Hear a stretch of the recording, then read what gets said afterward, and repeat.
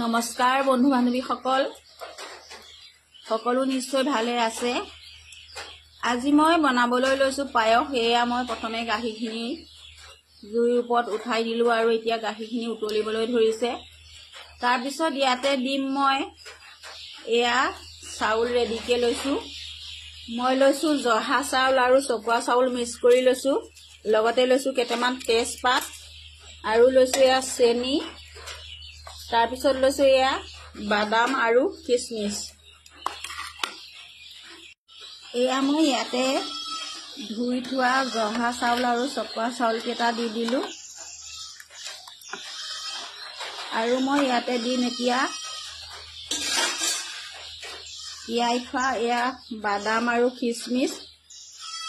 বাদামখিনি তিওৱা দেৰি হোৱাৰ কাৰণে বাকলিটো গুচাবলৈ অসুবিধা হ'ল, সেইকাৰণে মই এনেকেই দি দিছো। আৰু ইয়াতে দিম মই সোৱাদ অনুযায়ী চেনি।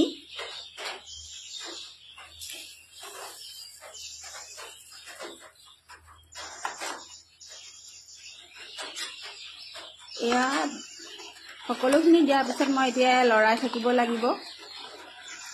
আপোনালোকে বাৰু কেনেদৰে বনায় জনাবচোন। মই এনেদৰেই পায়স বনাওঁ।